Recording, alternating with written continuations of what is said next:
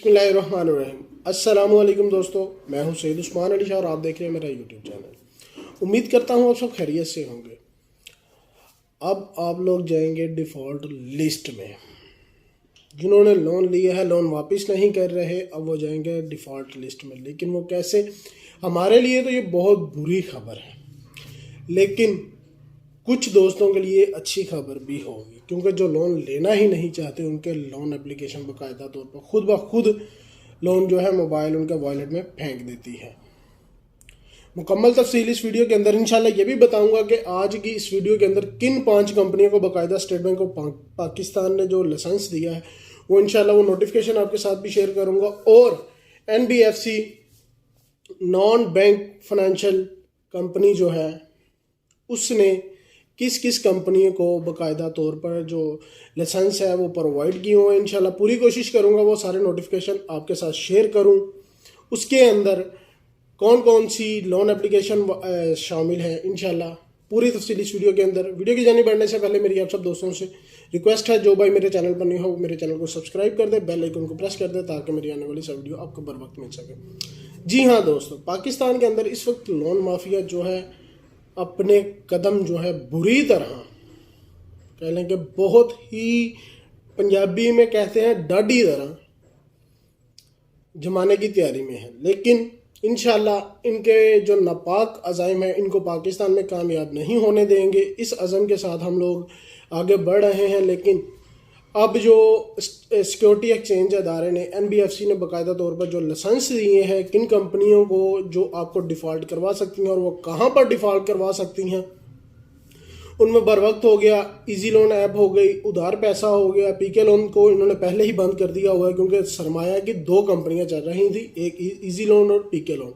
इन्होंने PK loan को मर्ज कर दिया है इजी लोन के अंदर, तो इसलिए इन 3 कंपनियों को चौथी तेज़ फाइनेंशियल वाले जो हैं वो किसी को कॉल नहीं करते सिवाय इनके रेफरेंसेस नंबर पर। लेकिन बर वक्त वाले भी ऐसे ही हैं। लेकिन इजी लोन, PK लोन, उधार पैसा और जितनी भी दूसरी मोबाइल एप्लीकेशन थी लोन माफिया की, वो लोगों को ब्लैकमेलिंग में बहुत ज़्यादा ब्लैकमेल कर रही थी।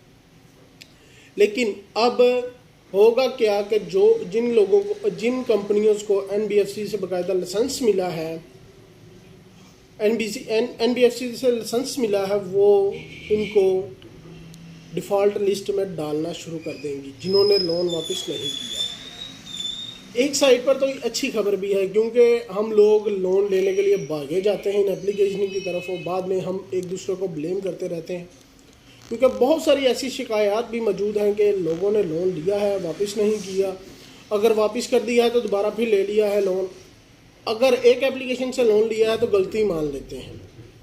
अब तकरीबन 10 से 12 अगर आप लोगों ने एप्लीकेशन से लोन लिया हुआ है तो वो गलती नहीं, वो सरासर आप कह लें कि आपकी बेवकूफ़ी है, जो आप लोग पैसे के चक्कर में पड़ गए हैं और अपना डाटा जो है सारा इनके हवाले कर देते हैं।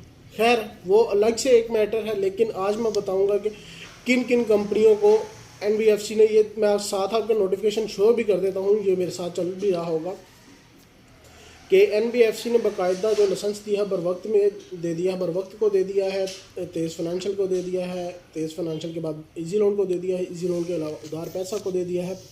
इस तरह की तकरीबन काफ़ी ज़्यादा कंपनीज़ हैं जिनको उन्होंने एप्लीकेशन में नोटिफिकेशन जो इसके अंदर बता रहे हैं कि बहुत सारी कंपनीज़ को उन्होंने लाइसेंस जारी किए हैं। लेकिन लोन माफिया के हवाले से अगर देखा जाए तो ये 4-5 एप्लीकेशन मौजूद हैं, ये आपको वाकई ही डिफ़ॉल्ट करवा सकती हैं। लेकिन ये बैंक, स्टेट बैंक से जो मुंसलिक बैंक हैं उनमें से आपको डिफ़ॉल्ट नहीं करवा सकते। जिन्होंने जिन कंपनियों को लाइसेंस मिला हुआ है इनके थ्रू NBFC से, वहाँ तक ये आपको डिफ़ॉल्ट करवा सकती हैं। मसलन माइक्रो फाइनेंस हो गया, यू पैसा हो गया, इसके अलावा अखुवत वाले हो गए, कशफ वाले हो गए। इस तरह की जो फाउंडेशंस कहते हैं, फाउंडेशन टाइप्स नॉन बैंकिंग जो हैं, वो सिर्फ़ और सिर्फ वहाँ तक आपको डिफ़ॉल्ट करवा सकते हैं। आप वहाँ से कभी भी लोन नहीं ले सकेंगे जब तक आप इन लोगों का पैसा वापस नहीं करेंगे। पहली बात। दूसरी, अगर मैं देखूँ तो ये एक साइड पर हमारे लिए अच्छा भी हुआ है कि हम लोग किसी के आगे अब इन माफिया के आगे खास कर कुछ नहीं, आप इनसे पैसे लेने के लिए कभी नहीं जाएंगे। ये हमारे लिए बहुत अच्छी बात है, क्योंकि कुछ लोग जो हैं, मैंने पहले जैसे बताया कि एक कंपनी से लोन ले लेते हैं तो फिर दूसरी की तरफ भागते हैं, दूसरी से लेकर फिर तीसरी की तरफ भागते हैं। जब 4-5 कंपनी वाले लोन माफिया जो है, एप्लीकेशंस वाले, इनका डाटा कहते हैं कि हम शेयर करने लगे, ये करने लगे, धमकियां देते हैं, ब्लैकमेल करते हैं, तो ये भागते हैं फिर ग्रुप्स के अंदर कि हमारे साथ ये हो गया, वो हो गया। तो यार आपने एक दफ़ा गलती करनी थी, आप तो हर दफ़ा ये दोहरा रहे हो हर बात को। कम से कम इस चीज़ से हमारी जान भी छूट जाएगी। कैसे छूटेगी? क्योंकि हम लोग कोशिश करते हैं कि इन लोगों को मोटिवेट करें। कुछ लोग मोटिवेट होकर पीछे हट तो गए, लेकिन कुछ लोगों ने इसको अपना धंधा बना लिया है पैसे कमाने का, हर लोन एप्लीकेशन से लोन लेने का। उनके लिए ये बहुत बुरी खबर होगी, लेकिन हमारे लिए ये बहुत अच्छी खबर है। इसके साथ साथ अगर मैं आपको बताऊं कि स्टेट बैंक ऑफ पाकिस्तान ने भी एक कदम उठाया है, वो भी नोटिफिकेशन साथ में चला देता हूं कि लोन माफी एप्लीकेशंस को कुछ भी, यानी कि जो बैंक हैं, स्टेट बैंक ऑफ पाकिस्तान ने भी बाकायदा उनको भी लाइसेंस जारी कर दिए हैं, यानी कि उनको अपने अंडर रजिस्टर्ड कर लिया है। वो बैंक के नाम क्या है इंशाल्लाह वो भी मैं बताने की पूरी कोशिश करूंगा। नोटिफिकेशन के अंदर भी आप देख सकते हैं, पहला पैरा उसके अंदर ही उन्होंने लिखा हुआ है कौन कौन सा बैंक है जी। इजी पैसा डीवी, इजी पैसा डीवी, आगे बाकायदा उन्होंने बताया वो है टेलीनॉर माइक्रो एंड अली, कुछ ऐसे अली टोबी, कोई ऐसा कोई नाम है। इसके साथ हुगू बैंक। तीसरे नंबर पे आता है केटी बैंक। चौथे नंबर पे जो आ रहा है वो है मशरिक बैंक। इसके बाद जो 5वां नंबर है वो है रकमी बैंक।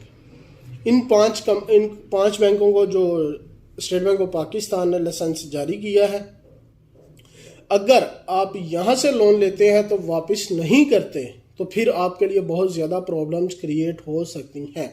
वो कैसे? क्योंकि ये जो स्टेट बैंक ऑफ पाकिस्तान से जब मुंसलिक हो जाता है बैंक, तो वो फिर आपके खिलाफ मुख्तलिफ कार्रवाइयाँ करने का सोचते क्या है, कार्रवाइयाँ करते भी हैं।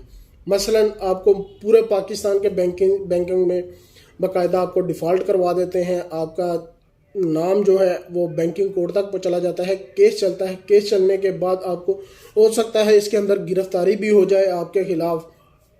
आपको गिरफ्तार भी करने के लिए बैंकिंग कोर्ट के एहलकार यानी कि FIA के एहलकार आ जाए। तो इन चीज़ों को मद्देनज़र रखते हुए अगर आपने इन 5 में से किसी का लोन लिया हो और वापस नहीं कर रहे, तो खुदारा इनका खास करके 5 मैंने बताए हैं, जो नोटिफिकेशन आपके साथ मैं अपने साथ इधर वीडियो में शेयर कर रहा हूँ, जो 5 बैंक पहले पैराग्राफ के अंदर आ रहे हैं, उनका लोन आपने वापस कर देना है। क्योंकि हो सकता है ये लोग आपको गिरफ्तार भी कर लें, ये 5 बैंक। अदरवाइज लोन एप्लीकेशन वाले नहीं, वो सिर्फ आपको उस हद तक के डिफॉल्ट करवा सकते हैं, अदरवाइज वो आपके खिलाफ कोई कार्रवाई नहीं कर सकते। वीडियो अच्छी लगी है लाइक कमेंट्स लाजमी कीजिएगा, दूसरों के साथ शेयर कर दीजिएगा ताकि उनके नॉलेज में भी इजाफा हो, उनको भी पता चल सके क्या हम डिफ़ॉल्ट हो रहे हैं या नहीं हो रहे। इसी के साथ मुझे दीजिएगा इजाज़त। अल्लाह हाफिज़।